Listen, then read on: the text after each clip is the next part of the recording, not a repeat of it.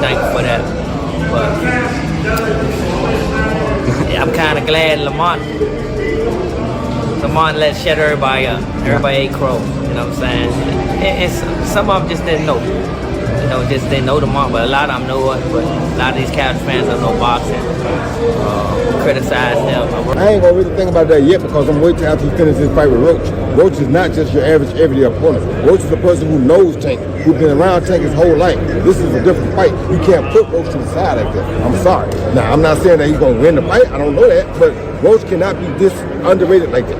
You understand? You gotta understand that Roach came from basic. Rematch press conference between Tank Davis and Lamont Roach turned tense fast, and it wasn't the fighters who threw the first jab. It was the trainers. Calvin Ford Davis's longtime coach didn't waste time getting to the point. He called Roach scared, accusing him of waking up something dangerous in Davis and now being afraid of the consequences. Ford's words weren't just hype. He looked Roach Sr. straight in the eyes and said, "You know you poked the bear now. You're scared of what's coming. You don't want that beast again." Hardest punch I ever faced. No. And I ain't shitting on him or nothing like that. He can punch. But Jonathan Okendo, he's from Puerto Rico. Bro, he got bricks in his hands, bro. I lie to you not. He punch hard. I ain't gonna lie. He a hard him. Now you're here trying to act tough, please. Things never calmed down after that. The energy in the room stayed heavy, even when the microphones turned off. But now with the rematch officially set for August 16th in Las Vegas, all the noise is going to meet the ring, and this time nobody wants a repeat of March 1st. How many rematches? Rematches that you fought? 0. What do you have to do to create enough separation where this don't happen again? Whew, it's a good question. It's going to be based on my training camp. I have to push myself a little harder. If that didn't get me the win, and I have room. I definitely have room. I'm not going to lie, I have room. You believe you fought the best Gervonta, or do you think he got some more gears? 100% for a fact. I think he might have some more gears, but I fought the best Gervonta that night. Gervonta that night, that fight a majority draw, left a bitter taste for almost everyone watching. Gervonta Davis put his WBA lightweight title on the line, but instead of delivering a clear win, he found himself in the middle of one of the most talked about moments in boxing this year. In round 9, Davis suddenly dropped to a knee. He said it wasn't from a punch, but because grease from his braids got in his eyes and burned so badly, he couldn't see. The officials didn't count it as a knockdown, which ended up being crucial. The judges called the fight a draw, and Davis held on to his belt. I just so happen to be a boxing fan that the fact that I do watch him fight, you know what I'm saying? Like, I really like boxing. Are you open to immediate rematch? In my contract, immediate rematch was signed. I signed for the immediate rematch when I signed for the first fight. Right. Just in case he lost or just in case it was a draw. So when you got a rematch clause, how long we take? It's up to the A side and when they want to fight. So I'm thinking it's going to be soon. I'm hoping it's going to be soon. Let's say that. What is soon to you? When you say soon to me, I'm thinking a month. I'm thinking July. I'm thinking July for sure. That the rematch is in place. Tank is moving differently. He posted a new photo recently, and fans noticed something immediately. No braids. The hairstyle that caused so much controversy is gone. That single change set social media on fire. One fan commented, "Shortcut, Tank back Roach's sleep." Another said, "No braids, Tank is back Roach in trouble." There's this shared feeling among Davis supporters that the version of Tank we're about to see will be focused and brutal.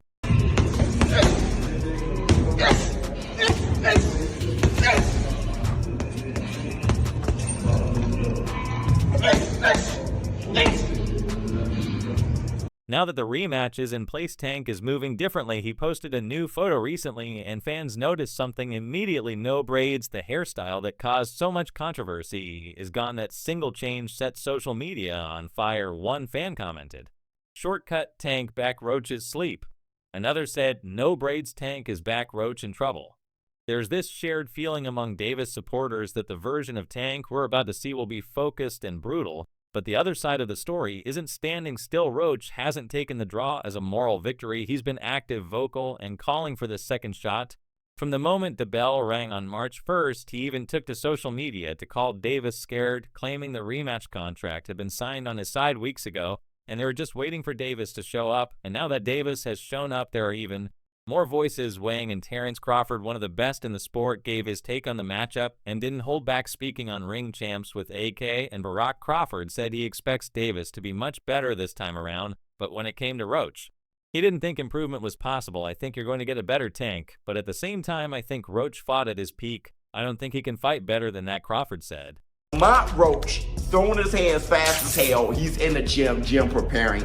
I think the rematch with Roach versus Gervonta can actually be more exciting than the first one. In my opinion, I've said this many times, the actual fight itself wasn't that crazy. The crazy thing is what you've never seen before, the knee. But as far as a boxing match, it was, if you look at the copy box, they didn't throw a lot of punches. It wasn't like, it wasn't really a great fight. Comments aren't just speculation. The fact that Davis took a knee in the middle of a fight then blamed it on hair grease shows how unpredictable things can be. Shield sees that as a sign of instability, and in boxing that kind of distraction can be the difference between winning and losing. Then there's Shakur Stevenson, who might be next in line for the winner. He gave his own warning during a recent interview. Stevenson said he's not looking at this fight like some guaranteed comeback for Davis. In fact, he said the rematch could be even harder. Which version he shows up with, and no disrespect to Roach, but you know what I mean. No, that is disrespectful to Roach, and like y'all fight fans gotta realize that is disrespectful. You know what I'm saying? Like he in there fighting another grown man that ain't going for none of that shit. You know what I'm saying? And you don't think Roach is gonna come with another game plan or something better or this, that, and third? So when they had a rematch, are y'all still gonna say, oh, Take's still not his full self ever since he fought whatever? You know what I'm saying? Like, nah, like. Lamont Roach has been waiting on this opportunity his entire life. Stevenson said he talked about sparring with Roach and how serious he takes the challenge. I bet money on the first fight going the distance because I knew he wasn't going to get a decision, Stevenson added. He said, what's coming isn't just a regular rematch, it's a test for Davis to be better than he was on his best night. He can't just be his best, he has to be better than whatever he was the last time. It's going to be a very difficult fight. Because I think that the next fight is going to be a whole lot better. And I think the next fight is going to end with somebody being on the canvas, in my opinion. But I think that Lamont Roach, I want to give a shout out to Lamont Roach for, putting up such a, amazing performance. We never seen anyone stand there toe-to-toe with Gervonta Tank Davis. That's what's at stake. This isn't about a belt anymore. It's about credibility, pride. And the future a rematch like this, especially when it's surrounded by this much tension, puts pressure on both fighters to go beyond strategy and into something more personal. Ford's warning shot at the press conference might have looked like standard pre-fight hype, but it's clear that the animosity is real. The trainers believe this rematch could redefine both careers. Davis's team is certain Roach knows he got lucky with a draw. Roach's team is convinced Tank didn't even want to be there in the first place. The back and forth over contracts, the public jabs, and now the shift in Davis's appearance are all feeding a narrative that this isn't just a boxing match, it's a clash of mental strength, personal pressure, and unfinished business. You think one coming up with I Tank hope he don't fight Lamont, actually. Like, I hope he don't get in the ring with him again. Because at the end of the day, if he lose, it's just gonna look bad on the fight with me. So it's gonna look like somebody else already did it. I don't You want Tank to knock you out, yo? I ain't even gonna lie to you. I heard him say before. I heard him say like, yo, I want to fight Tank, and that's nice. But why do you want Tank to knock you out so bad? Like, Look. That sound good. That sound real good. But she's too little. Too little. I promise you. And with Davis changing his look, bringing back a more focused mindset, and hearing all the critiques from names like Crawford and Shields, the expectations are sky high. Roach, meanwhile, is stepping into this fight as the man who many believe was denied a career-defining win by poor officiating. Both fighters have everything to prove, and everyone watching knows this one won't end quietly now that the rematch between Gervonta Davis and Lamont Roach has been confirmed for August. The conversation around it has reached every corner of the boxing world. Promoters, legends, commentators, and fighters are all chiming in, and no one is holding back. Like I said, Tank is a different animal than people even begin to realize in the boxing world, man. He's on a level of his own, in my opinion. I think this is even going to be close. All right, Mike, what do you think about that? I think it was needed, but on the opposite way, though. I think it's more so for Roach, in my opinion. That right. he proved his point. Honestly, Tank met his match, in my opinion. And Roach honestly should have won that fight. Like, that's my personal opinion. He really should have won. It shouldn't have been no draw or whatever. It's no longer just about whether Davis will redeem himself or whether Roach can go one better. It's now a statement-making event, something that could shift the power dynamic in the lightweight division and open the floodgates for even more explosive matchups. Eddie here, known for his no-nonsense takes, Gave a short but telling forecast for the rematch. It won't be easy. Those 4 words carry more weight than they seem here, and who's been ringside for some of the biggest moments in boxing isn't usually this restrained in his predictions. He should have lost the fight, he should have had a point. Now, he's trying to please the fans possibly and take this fight versus Lamont Roach in a rematch. You know, is it even worth it to please the fans who are going to love you 1 minute, hate you the next? They're going to love him this minute, they're going to hate him the next minute. Oh, I don't like it. He can fight Lamont Roach, and they're going to say, well, he's supposed to knock Lamont out if he does win. You know, or if he loses to Lamont, they're going to say, oh, we knew Lamont was better. It's just always is a never-ending story in regards to boxing. You can't just please the people. Won't be easy. His tone in the Fight Hub TV interview suggested something deeper, a recognition that the rematch isn't just bigger in terms of attention, but more complicated in terms of pressure and expectations. In Heron's eyes, Davis is facing a different kind of fire now, not just from Roach, but from the public, the critics, and his own doubts. The implication is clear. This isn't the same kind of comeback story. This is about survival at the top. Should have lost the fight. I mean, he should have had a point deducted. There's no doubt about that. But 2, people criticised the Roach fight. I knew it would be a good fight because we know Roach is a good fighter, but people in boxing know that Roach is a good fighter. Now it's giving him another fight. Because if he would have beaten Roach, he's kind of backed in a corner to fight Shakur Stevenson, I think. But now he's got a rematch that's actually much bigger than the first fight. So, yeah, I think he'll be more switched on for this maybe, but Roach is a good fighter. It won't be easy. Roy Jones Jr. took a different angle. He's all in on Roach, shocking the world again. But the interesting twist is that he still expects Tank to win for Jones. This isn't a contradiction. It's a sign of how tightly contested the rematch will be. He believes Roach will do everything right again, comes sharp, focused, and hungry. But this time Tank comes with something different, not just better conditioning or a more thought-out strategy, but a shift in mindset. Jones emphasized that Davis's personality and motivation will be the deciding factor, and if that flips into the right gear, dominance will follow. But his warning is subtle. Roach is no fluke. The danger is still there. Davis will need to meet it head-on or risk being outboxed again. And that, like, you know what I'm saying, that kind of landed. He kind of rolled with it, but after that, you can see him wipe his eye. And then, right after I hit him with the jab, you can see him wipe his other eye.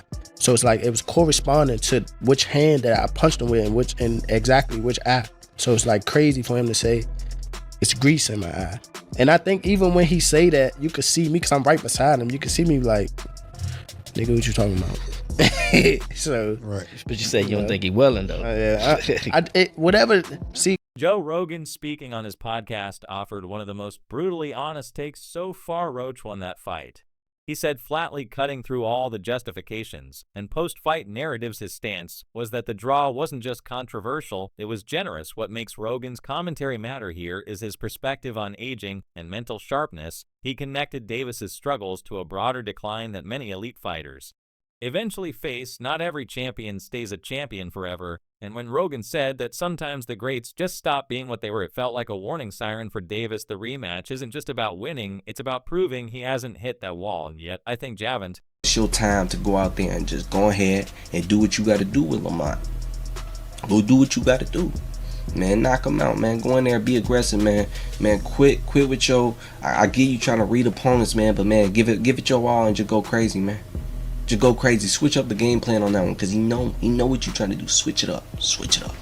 So, as far as retirement, Tank has already proved himself. He's already made the money he needed to make. Meanwhile, Keshin Davis has wasted no time throwing his name into the mix. In his interview with Fight Hype, he laid out his intentions in simple terms. Whoever wins, he wants them next. But there was a little more urgency in his voice. When talking about Roach, it was clear that he sees Roach as the more beatable option in a fight that makes financial and sporting sense. His words were calculated, respectful enough to get the fight, but competitive enough to stir attention. If Tank wins, the narrative is about legacy and staying on top. If Roach wins, Keshin sees an opening to launch himself into the upper tier of the division. Either way, he's not waiting around. If you I had a bad night. I look for a tough fight in the next fight, but I still see Gervonta winning. I think Gervonta will win in a little easier this time. But Roach is a heck of a fighter. He's going to give everybody a hard, anybody that fights is going to give a hard time. But I do think that Davis had an off night. I spoke to Eddie Hearn and he said he wanted to make the Shakur Tank fight straight away. Obviously now Tank's going into the rematch. That won't happen yet, but when it does happen, Eddie's still adamant that could happen this year or straight after the Meanwhile, Keshin Davis has wasted no time throwing his name into the mix in his interview. With Fight Hype, he laid out his intentions in simple terms. Whoever wins, he wants them next. But there was a little more urgency in his voice. When talking about Roach, it was clear that he sees Roach as the more beatable option in a fight that makes financial and sporting sense. His words were calculated, respectful enough to get the fight, but competitive enough to stir attention. If Tank wins, the narrative is about legacy and staying on top. If Roach wins, Keshin sees an opening to launch himself into the upper tier of the division. Either way, he's not waiting around. If you had something on the table. So people who think I'm taking this fight for money, that wasn't the thing. Because I actually had an offer that was higher than the Tank fight. Oh, for real? Yes. To defend my belt. So, for all the people who think I was, he doing it for a check. That's what I'm saying. I just even wanted to shut people up. Yeah. I mean, that's we're doing it for a check. We ain't doing it just for the check. We ain't doing it just for the check. For but sure. trust me, because don't forget, this is business. It's prize fighting, yeah? It's prize fighting for a reason. Absolutely. The added spotlight also means this rematch now carries implications beyond just two fighters. It's now part of a bigger chain reaction. In the lightweight scene, Shakur Stevenson, Keshin Davis, Devin Haney, and others are all orbiting this fight, ready to swoop, and depending on the outcome, the pressure then isn't just on Tank to win, it's on him to look dominant doing it, because a sloppy win or another razor-thin result won't settle anything. It will only intensify the noise. My opinion, I feel like me and Lamont Roach, stylistically, is the hottest fight in the weight division. Yeah. Lamont Roach stood right there with Gervonta, the hardest puncher in the division, right? Ooh. So put him up against me, I'm not going nowhere. Y'all really gonna box, man. We're gonna fight. I feel like stylistically, that's one of the best matchups in the division for sure. It's gonna be a lot of rolling in that fight. You know, I'm an argumentative. It's gonna be high pace. When I have my belief is my. There's no seat. There's also the matter of Roach's own mindset. By aligning himself with a campaign to stop hate, he's essentially admitting that he's more concerned with his public image than stoking the kind of personal animosity that drives blockbuster rematches. That's a risky move in boxing respect. Only goes so far. At a certain point, the fans want to see some bad blood. They want to believe that these two fighters genuinely can't stand each other. If Roach keeps this all-love approach, he risks coming off as the passive, less hungry fighter, a dangerous perception to carry into a ring with someone as explosive as Davis. It's phenomenal that they're running it back. And this is where somebody said, man, you shouldn't have said that if you wanted Tank to be on the show. I think Tank was pump faking him the whole time. I think Tank knew the fight was coming in August. He was just not saying anything so Roach can go out there and party and live his life when he already had about 3 months now in training. I would not be surprised to think that Tank has been boxing and training